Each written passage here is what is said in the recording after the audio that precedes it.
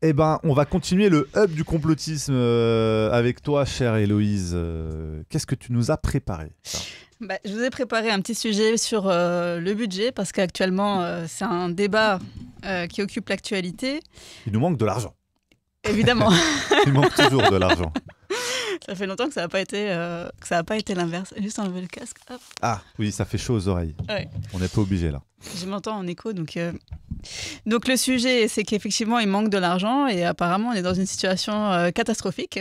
Encore pire que l'année dernière où ça avait déjà été un gros problème parce que ça avait totalement bousculé l'agenda politique. On se souvient que Bruno Le Maire avait été auditionné parce qu'il y avait eu des écarts dans C'est vrai, exact. Voilà, dans le calcul des revenus de l'État, les déficits, etc. Et puis après, tout avait été bousculé avec la démission de Gabriel Attal, les gouvernements successifs. Et puis les fameuses notes qu'on a apprises, comment ça s'appelle ça? Les notes ministérielles de Bercy, qui avaient été ignorées. Qui n'avaient pas été transmises au président de la Commission des Finances, oui, à Éric Coquerel. Voilà, il y avait ça Ça aussi. s'appelle les notes, je ne sais plus comment ça s'appelle, il y a un nom spécial. Ça m'échappe. Voilà, et en fait, il était allé avec de Courson. Charles de Courson les réclamait à Bercy ou je sais plus oui, au parce Premier ministre. Il y avait eu tout le processus des auditions aussi, Voilà. parce que l'État voulait comprendre en fait comment ça se fait qu'il y avait autant d'écarts dans les prévisions qui avaient été faites par le gouvernement. Et après, Bruno Le Maire est parti, Gabriel Attal a démissionné, il y a eu les gouvernements successifs parce que c'est devenu maintenant très compliqué. Ça, c'était un peu l'acte 1 en fait des problèmes après la sortie du Covid. Et ça devient de plus en plus difficile de faire valider les budgets actuellement au niveau de l'État. Parce qu'il n'y a plus la majorité pour il passe Emmanuel ça Macron. par 49-3, non? C'est facile. C'est facile, mais ça bloque un peu quand même. Ouais. Donc là, on a vu que là, le budget avait été voté seulement en début d'année, alors que normalement, ça aurait dû être à l'automne dernier. D'accord. Ouais. Donc 3-4 mois de retard. Voilà. Et ce qui devient difficile aussi, c'est que la situation se dégrade très rapidement et il faut pouvoir être en mesure de soit lever les prélèvements obligatoires, soit réduire les dépenses en fait pour pouvoir essayer d'équilibrer un petit peu. Maintenant, il y a aussi Bruxelles qui surveille ce qui se passe parce que la situation en France devient extrêmement inquiétante compte tenu des dérapages qu'il y a chaque année. Et le fait qu'au niveau des perspectives, ça devient compliqué de trouver des leviers pour améliorer cette situation. Et il se passe quoi si c'est pas voté? Parce qu'aux États-Unis, par exemple, si c'est pas voté, ils parlent du shutdown. Enfin, on peut plus payer, ça y est, ça s'arrête. C'est toujours la menace. En France, ça continue sur ce qui avait été voté l'année précédente. D'accord, on continue sur les budgets d'avant. Voilà, sauf, par exemple, quand Gabriel Attal a démissionné, c'était plus possible pour l'État de s'engager sur le recours au marché financier, tout ce qui concerne le long terme. Ok. Voilà. Mais ce qui, en réalité, aujourd'hui, est un levier très important pour l'État pour pouvoir financer ses dépenses publiques.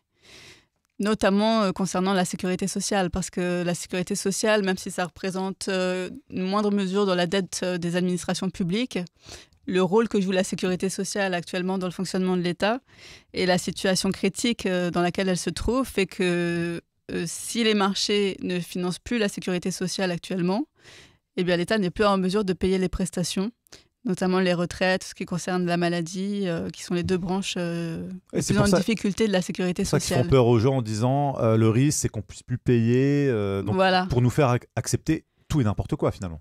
Exactement. Qui va payer? Qui va payer? Ce sera... Est-ce que c'est toi? Est-ce que c'est moi? Est-ce que c'est... Ça sera toujours les Français, mais bon, on va les dire riches, que c'est... les très riches. Ils essaient de trouver des ressources là où il y en a, mais en tout cas, en 2020, par exemple, quand il y a eu... j'en ai eu l'occasion d'en parler avec Morad, mais je préfère le rappeler parce que c'est assez important de comprendre ce qui se joue. C'est qu'en 2020, quand il y a eu la crise du Covid, il y a eu un mouvement de panique, notamment à cause du fait qu'on ne savait pas comment le gouvernement allait faire face à la situation. Et est-ce qu'il y aurait encore les ressources nécessaires pour pouvoir abonder dans le sens des marchés et des prêts qui étaient faits? Et donc les marchés tétanisés ont arrêté de financer en fait la sécurité sociale. Et à ce moment-là, très rapidement, au mois d'avril 2020, l'État n'était plus en mesure de faire face pour payer les retraites. Donc on en est quand même à ce stade-là actuellement. Ils ont fait comment à l'époque? À l'époque, ils ont dû avoir recours à la Caisse des dépôts et consignations. Et puis après, voilà, Emmanuel Macron a donné les garanties que les emprunts seraient remboursés. Parce que la contrepartie, c'est ça, c'est que l'État, en échange, va devoir augmenter les prélèvements obligatoires. Donc la CSG, la CRDS notamment. En fait, c'est toujours nous qui payons. Toujours, oui, bien sûr. Évidemment. Sinon, c'est trop beau.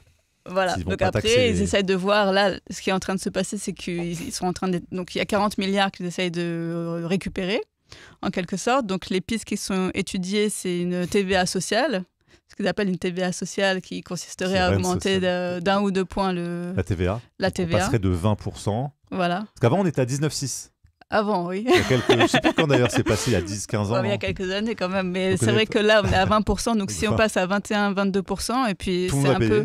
Tout le monde va payer parce que c'est une taxe sur la consommation, donc ça concerne tout le monde, que vous soyez milliardaire ou que vous soyez au RSA. Proportion des richesses, c'est les pauvres qui payent plus. En proportion de leur richesse, c'est toujours les plus pauvres. Parce qu'il y a plus de pauvres. Il y a plus de pauvres et que sur un budget, sur un petit budget, la TVA représente beaucoup plus que sur un énorme richesse, sur un énorme patrimoine. Oui, voilà, et donc c'est pas du tout... ils appellent ça une TVA sociale, mais en réalité, rien du tout de social, c'est juste que c'est un moyen de prendre un petit peu à beaucoup de monde et donc d'essayer de récupérer de l'argent de cette manière-là, ou de s'attaquer à des niches. Voilà, il parle de, par exemple, l'emploi de personnel à la maison qui pourrait rapporter 6 milliards. Donc on est vraiment en train de faire les fonds de tiroir à ce stade-là. C'est pas les tiroirs les plus sympas, parce que les aides à la personne à domicile, bon. Voilà, sauf que là, quand même, depuis l'année dernière, surtout, même la Cour des comptes est sortie de sa réserve pour expliquer que la situation était vraiment catastrophique, ce qui fait à peu près l'unanimité aujourd'hui, que ce soit au niveau de la Cour des comptes de Bruxelles, du FMI. Et voilà, il n'y a personne qui va remettre en cause le fait que la France est dans une situation assez critique et sous surveillance. Tu penses que c'est catastrophique ? Je pense que le poids surtout des dettes qui ont été accumulés sous les 2 mandats d'Emmanuel Macron pèse très lourdement. On voit une évolution surtout au niveau de la fiscalité qui est vraiment conséquente. On voit une perte de pouvoir d'achat aussi pour les Français. Bien sûr, ça a un coût qui se répercute de la vie quotidienne des Français. Parce que ça, je voulais te poser une question, parce que j'y pense depuis un moment. Je me dis, tiens, je vais poser cette question à quelqu'un qui s'y connaît un peu en économie, parce que j'y comprends rien. J'avais entendu ça. Je crois que c'était Mélenchon un peu, qui a balancé cette info. Alors je me suis dit, tiens, c'est intéressant. Le raisonnement se tient, donc je voudrais avoir ton avis, parce qu'on dit, voilà, la France, elle est endettée, tel pays endetté, on est à plus de 100% du PIB. On est d'accord. Ok. Sauf que du coup, on dit 100% du PIB, mais c'est une année de production. Donc on va vous dire, pour vous faire peur, vous êtes endetté à plus de 100% d'une année de votre production. Sauf que quand on calcule le taux d'endettement d'un ménage, on va calculer son taux d'endettement sur la durée totale de son remboursement. Si on calcule, si par exemple on achète une maison demain, on va calculer son taux d'endettement sur une année de production de cette personne, il est en banqueroute tout de suite. Donc on peut plus le laisser rembourser sa baraque, on lui saisit tout de suite. Alors qu'on va calculer son taux d'endettement sur le temps de son crédit. En moyenne, en France, les prêts accordés à la France sont en moyenne de 7 ans et demi. Apparemment, c'est une information officielle. Donc on devrait calculer son taux d'endettement sur cette moyenne-là. Et donc ça reviendrait à dire que la France est endettée, pas de 100%, mais de 15 et quelques pourcents de la durée de cette production sur l'échelle de temps concernée. Et ça change toute notre appréciation par rapport à ce catastrophisme et cette urgence qu'on dit « Ah, vous êtes à 100%, etc. » Je trouvais le raisonnement intéressant. Je veux savoir ce que tu en penses. Comme ça, est-ce que ça... Désolé, je te lance un pavé dans la mare, là. Voilà. Je sais pas, est-ce que c'est pertinent, déjà, de dire ça ? Alors, pour moi, non. Ah, ok. Pourquoi ? Il y a le premier argument que j'ai énoncé tout à l'heure, c'est que c'est pas seulement un ratio, c'est que s'il n'y a pas de réserve, comme dans le cas de la sécurité sociale, pour faire face aux dépenses, la situation peut très rapidement se crisper et il peut y avoir une crise de liquidité qui pourrait se produire en moins d'un mois, en fait, si jamais les marchés ne viennent plus alimenter la machine. Donc ça s'est déjà produit, ça pourrait à nouveau se produire pour une raison aussi qui pourrait être... Donc le fait... Donc ça, c'est le premier argument. Et le deuxième argument, c'est qu'on n'est pas seulement dans un environnement national. On est dans une configuration internationale avec des phénomènes exogènes qui vont venir aussi impacter la situation. Par exemple, une crise financière va impacter la situation économique d'un pays qui est très dépendant des marchés financiers. C'est ça le problème, c'est qu'on est déjà dépendant de l'extérieur.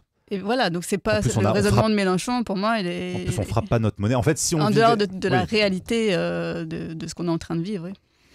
Ça pousse à revenir au franc. Tiens, on était bien nos petits billets de francs, là. On les imprimait chez nous, on était bien. Donc, voilà, il y a cette dépendance aussi au marché extérieur qui fait que on est soumis à la fois, ça peut être des crises financières, mais ça peut être des crises politiques.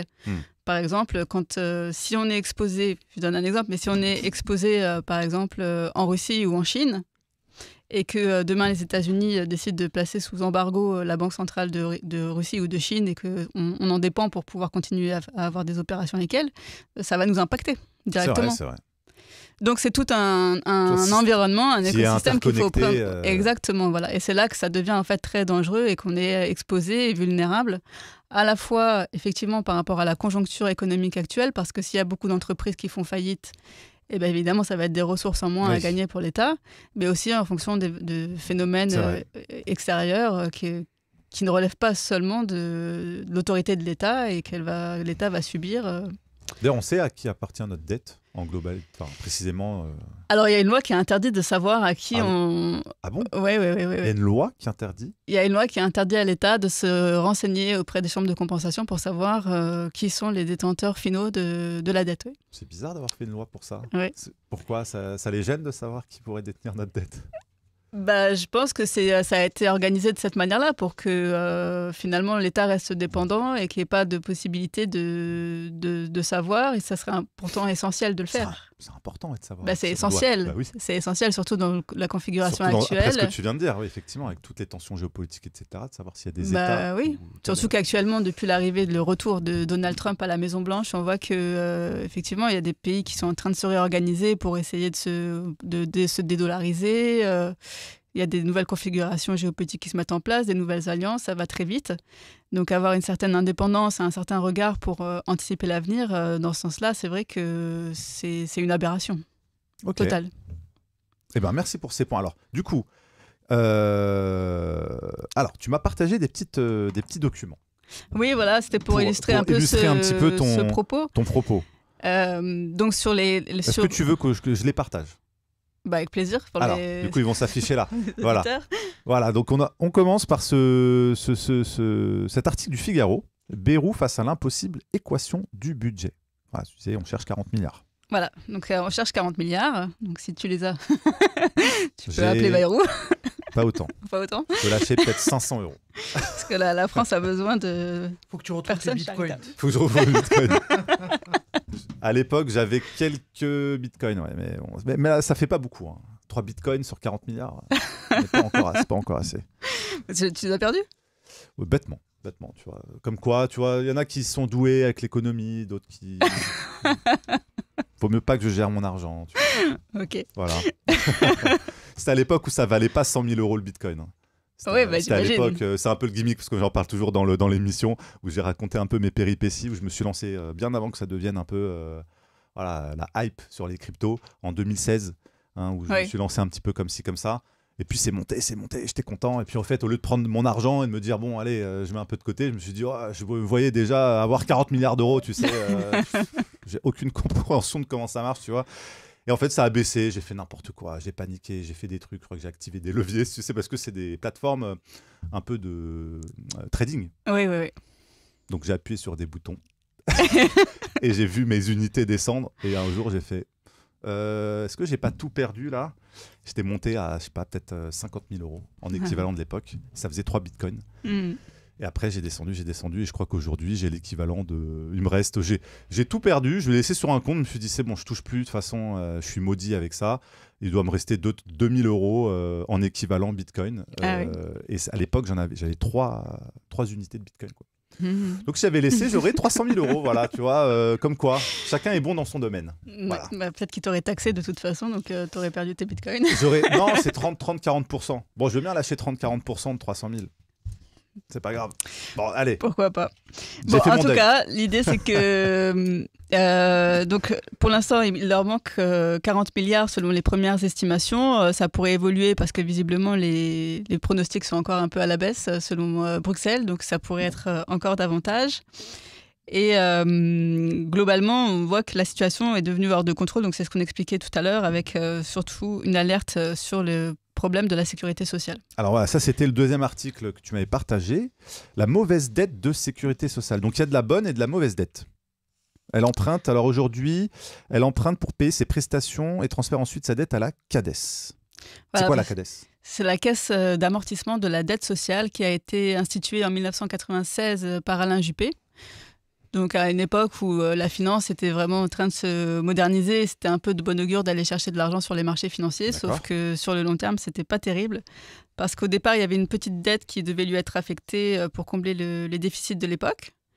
Et finalement, ça s'est jamais résorbé, donc on est rentré dans un effet boule de neige et la dette s'est accumulée. Et il y a un autre organisme qui s'appelle l'ACOS, c'est l'Agence centrale des organismes de sécurité sociale, qui fait des placements sur les marchés financiers, qui devrait être aussi... Qui prennent l'argent de la sécurité sociale pour faire des placements boursiers. Oui, tout à fait, avec les banques internationales, un peu, oui. C'est un peu risqué quand même. C'est-à-dire qu'avec l'argent des Français, nos cotisations, oui. Moi, je pensais, tu sais, en bon père de famille, que les mecs allaient mettre ça de côté, en trésorerie, tu vois, bien sécurisé. Pas du tout. Ok.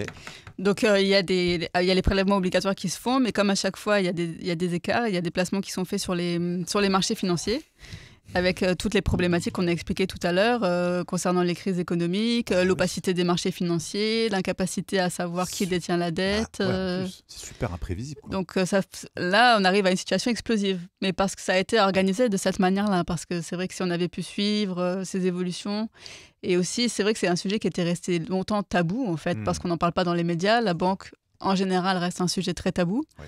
On ne parle pas. Difficile à comprendre aussi, pour les néophytes.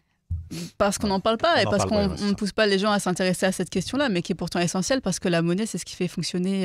c'est l'oxygène de la société, quoi. Et, tout à fait, et puis c'est aussi un enjeu de souveraineté. Ouais. Très important. Donc voilà, donc actuellement, la problématique touche, et pour le troisième argument pour notre ami Mélenchon... Jean-Luc, si tu nous écoutes. C'est que ce n'est pas seulement une question de proportion, parce que l'alerte est surtout sur la sécurité sociale, alors que, comme je disais, elle représente peut-être 5% de la dette des administrations en général, avec l'État et les collectivités, parce que c'est un enjeu critique, en fait, pour le modèle social français. Et que si demain, les cotisations n'étaient plus en mesure d'être versées, ça créera forcément des mouvements sociaux avec un risque insurrectionnel, comme on a pu le voir déjà dans une moindre mesure, même si c'était déjà très grave avec les Gilets jaunes. Et ça pourrait revenir sous d'autres formes, certainement à la rentrée, si jamais la situation perdure, ce qui va arriver, parce qu'il n'y a pas de volonté de réforme. Voilà. Donc, ce qui est un vrai problème actuellement, c'est qu'on n'a pas de réformateurs à la tête du pays. On a des personnes qui sont en train de se succéder, à toujours essayer de gratter à droite à gauche dans les fonds de tiroir pour essayer de prendre un peu de l'argent, ou bien aux retraités, ou bien au niveau des allocations familiales, pour, comme je disais tout à l'heure, les aides aux personnel à domicile. Ça va être d'autres niches. Mais en réalité, la France, au stade auquel on en est actuellement, nécessiterait une véritable restructuration pour qu'on comprenne aussi que nous sommes entrés dans une nouvelle ère à partir du XXIe siècle et que l'État doit se réformer dans ce sens-là. Et ne pas attendre que les événements, que ce soit l'arrivée d'un président comme Donald Trump, bouscule les événements, ou d'autres enjeux géopolitiques qui lui seraient extérieurs, ou une faillite avec une situation qui se dégrade très, très rapidement. Voilà. En tout cas, on voit dans un des documents que tu m'as partagé, les Français ne sont pas très confiants sur l'avenir économique de la France. Voilà, c'est pour ça que tout à l'heure, le petit tableau. Tu me disais que les Français ne se rendent pas compte, mais je pense que si les Français se rendent compte de ce qui se passe, ils sont très inquiets et il y a beaucoup d'inquiétudes pour l'avenir. À la télévision, on nous martèle quand même, voilà, on est en situation catastrophique, etc., depuis des années, que c'est la crise, le trou de la sécu, la dette, etc.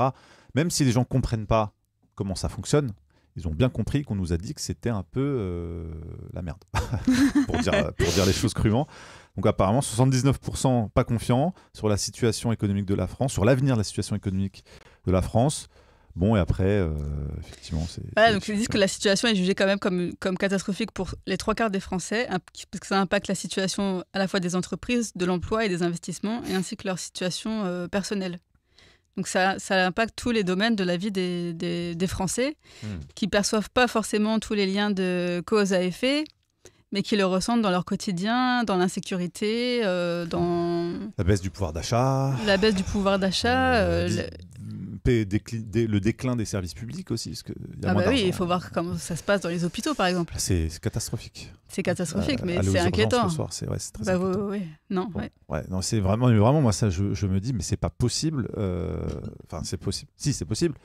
Mais de voir qu'effectivement, on en parlait tout à l'heure, tout ce qui était optimisation fiscale des entreprises, on en a déjà parlé aussi.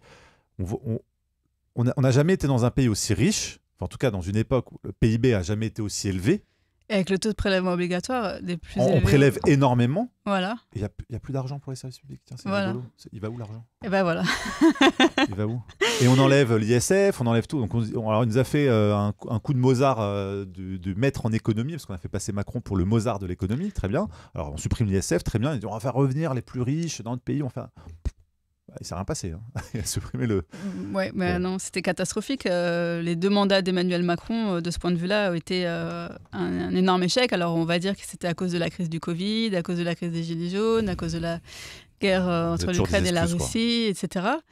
Mais voilà, il y a eu un emballement aussi de l'endettement sous ces 2 mandats. Ça a fait l'objet aussi d'une commission pour essayer d'étudier comment ça se fait qu'on en soit arrivé là. Et c'est un échec.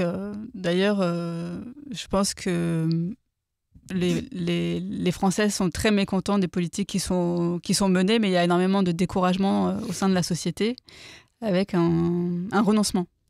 C'est un peu ça, ouais. Un renoncement et ils se détournent de la politique politicienne. Je pense qu'il y en a beaucoup de personnes qui se rendent vers des mouvements plus citoyens, mais il y a un rejet complètement de la politique politicienne comme on avait connu même avant Emmanuel Macron. C'est vrai. C'est vrai qu'il y a ce sentiment d'impuissance qui pousse un peu à se désolidariser de la politique pour beaucoup de Français. Bon, l'abstention, c'est le premier parti de France, on le voit. Il n'y a plus aucune confiance parce qu'on nous met des gugus à la tête de l'État. On nous montre bien qu'ils sont tous, pour beaucoup, soit cul et chemise, soit corrompus. Voilà, on les bouge de ministère, etc. Rien ne change, c'est toujours les mêmes qui trinquent. Tout à fait, oui. Parce qu'ils sont protégés. Ils sont protégés par leur statut, par leurs privilèges, et donc... Par les magistrats, par certains, ça ne veut pas dire tout le monde, par certains magistrats, par certaines justices qui évitent de mettre des peines. Je crois que Morad est excellent là-dessus, c'est dommage qu'il ne soit pas là, pour citer les affaires des politiques, tu sais, et les sanctions pénales derrière. Ah ouais. Tu vois, tu dis, ah ouais, il m'avait cité 2-3 exemples qui concernaient Édouard Philippe dans telle ou telle affaire ou d'autres personnes. Je me dis, mais c'est incroyable. Bon, alors déjà, sur les affaires de pédos, on voit que généralement, ils ne touchent pas grand-chose, enfin, ils subissent pas grand-chose. Mais dans les affaires de corruption, oui. Et là, les 2 anciens premiers ministres, donc Édouard Philippe et Gabriel Attal, je t'avais donné un document. Ils passent un week-end ensemble, tiens, si je peux partager l'écran, Lazare. Ça, je ne savais pas, tiens. Alors... Donc, ils sont allés... Il faut rappeler quand même que c'est quand même les deux anciens premiers ministres qui se sont retirés de la Macronie. Gabriel Attal, qui était démissionnaire en situation de crise politique, parce que après c'était au moment où il y avait eu la dissolution et que ça avait créé un véritable blocage institutionnel à l'époque. Jordan Bardella avait eu un score incroyable. Finalement, après, tout ça a été balayé. Et donc, ils sont en train de se préparer pour les prochaines élections. Alors, selon l'opinion, donc c'est le journal L'Opinion, tiens. C'est le journal L'Opinion. Mais c'est rigolo parce que juste avant, tu sais, la petite phrase d'avant qui passe un peu inaperçue, il se retrouve à Stockholm pour participer à la rencontre annuelle du groupe Bilderberg. Voilà, c'est ça.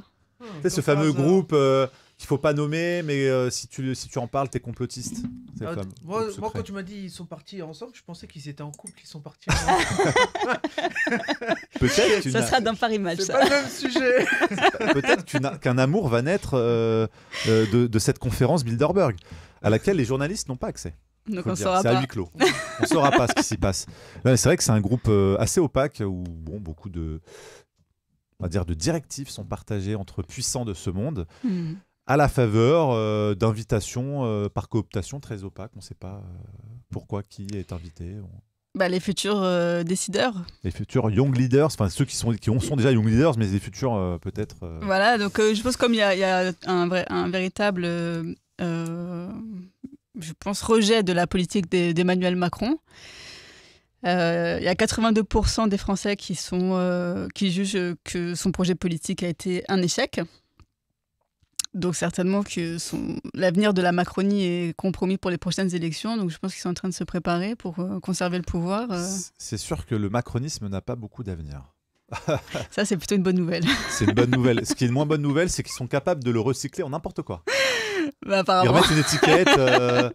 Et c'est là où la douille, en fait, on se dit, ouais, on s'est débarrassé de Macron, tu sais, la satisfaction des Français après. Oui, Gabriel Attal, par exemple, c'est le même moule. C'est le même... Et puis si c'est pas lui, ce sera un autre, si ce sera un autre, ce sera encore un autre. Et puis ils s'allieront aussi. Ils s'allieront ils trouveront pour conserver le pouvoir, oui.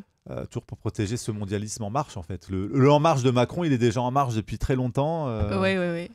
Et bon, c'est bien de se débarrasser de quelqu'un, mais au final... Voilà, alors que pourtant, c'est comme ce qui serait nécessaire... Tu coupes une tête, il y en a deux qui poussent. Voilà. Alors que ce qu'il faudrait, c'est une véritable réforme qui est possible. Il ne faut pas faire croire aux Français que ça serait compliqué. C'est simplement une question de volonté politique qu'il n'y a pas.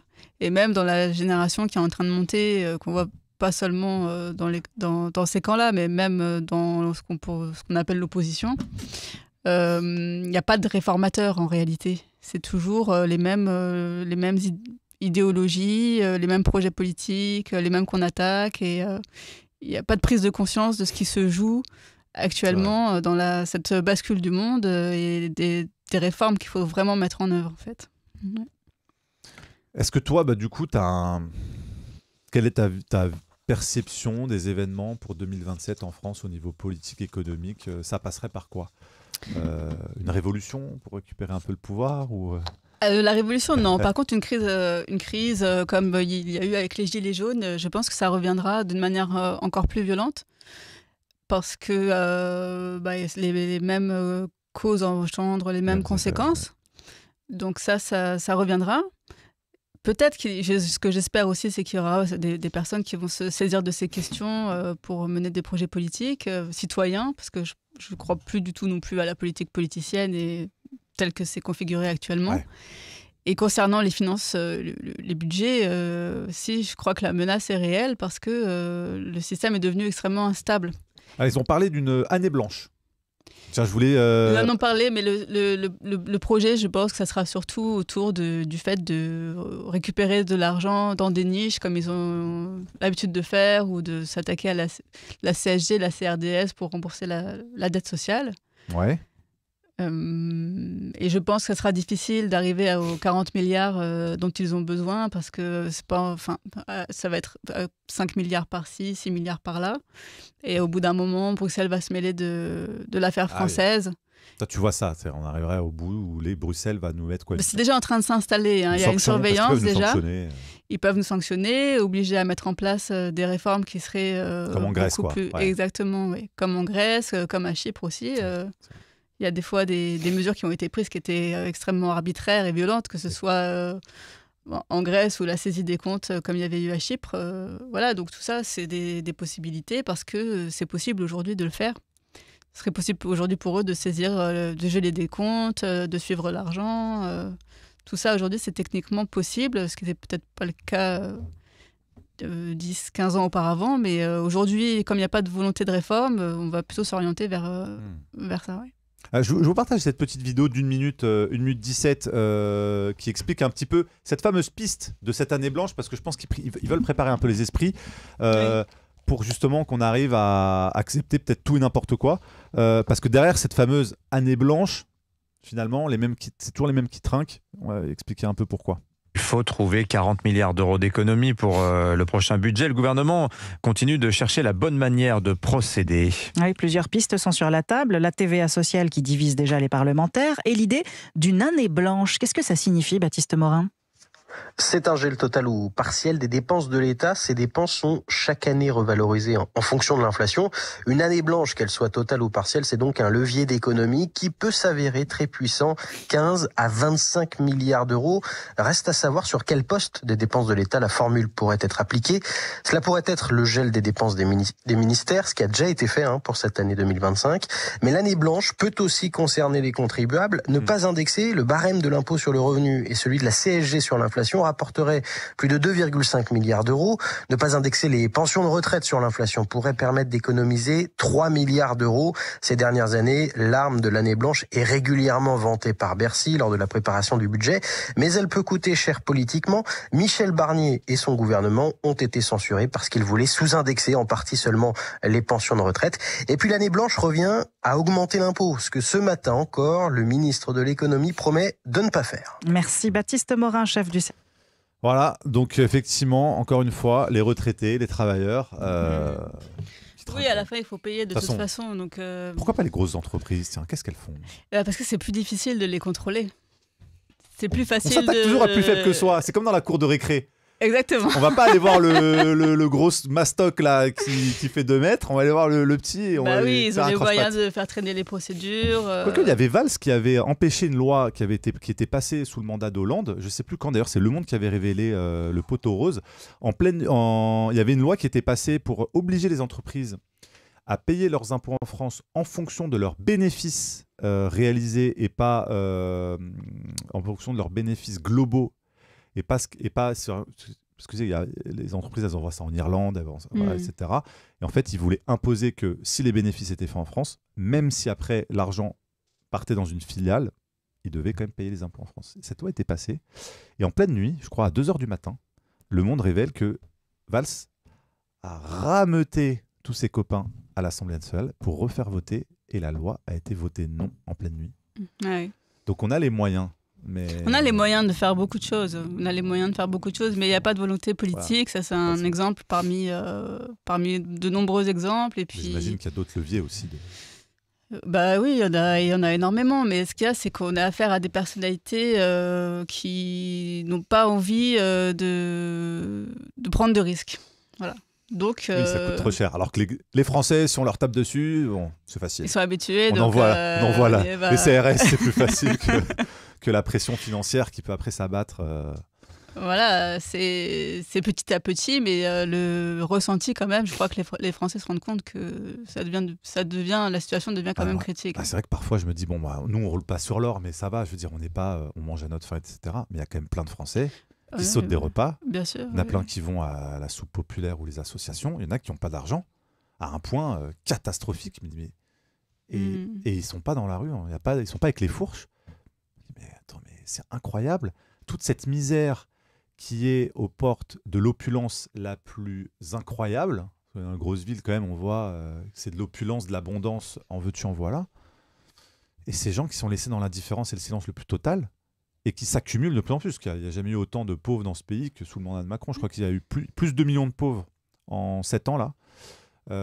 Et ça continue. Ça continue. Et je me dis, comment vont faire certaines personnes? Après, c'est quoi? C'est effectivement, alors ils nous ont dit... mettez des pulls en hiver, coupez le chauffage, ça coûte trop cher. C'est les tutos de... Non, mais c'est incroyable. Après, ils vont nous dire, achetez un filtre et vous prenez l'eau de pluie et vous allez filtrer l'eau de pluie, comme ça vous pouvez boire sans dépenser d'argent. C'est indécent, c'est totalement indécent. C'est incroyable. Où est-ce qu'on... Bon, bref, voilà. Moi, ça me fait de la peine. Parce que, oui, il y a une réelle détérioration. Donc, moi, en tant que classe moyenne, par rapport à d'autres gens, je me sens un ultra riche. Alors qu'on est à 2000 € par mois. On se dit, mais attends, aujourd'hui, pour des gens, 2000 € par mois, c'est être un riche. Parce qu'il y en a qui sont au SMIC. À 1400, comment tu vis? C'est pas assez pour acheter du coca. Et pourtant, tu y arrives. Et plus les phénomènes d'insécurité aussi qui sont réels et le manque de moyens, on parlait des hôpitaux tout à l'heure, mais aussi de la police et de la justice, où les administrations ne suivent plus pour maintenir l'ordre. Ils n'ont plus les moyens la police est complètement dépassée par ce qui se passe actuellement. Ils n'ont aucun moyen d'aller faire un tour, si vous avez l'occasion, dans les commissariats parisiens ou autres. C'est la clochardisation des moyens de la police, parce que les immeubles sont délabrés, c'est insalubre. Oui. Bon, c'est pas pour excuser ce qu'ils vivent, mais enfin voilà, c'est quand même, ils sont dans des situations pareilles pour les juges, dans la justice. Bon, alors le nouveau palais de justice à Porte de Clichy, bon, il est un peu flambant neuf. D'ailleurs, ils ont filé la concession à Vinci. On n'est même plus propriétaire de nos moyens de justice. C'est comme si demain la concession des commissariats, tu sais, ce sera donné au BTP. Il peut y avoir une privatisation aussi des services publics qui vont se privatiser. Oui, bien sûr. C'est ça la finalité. Oui. Et donc, alors on se demande pourquoi payer autant.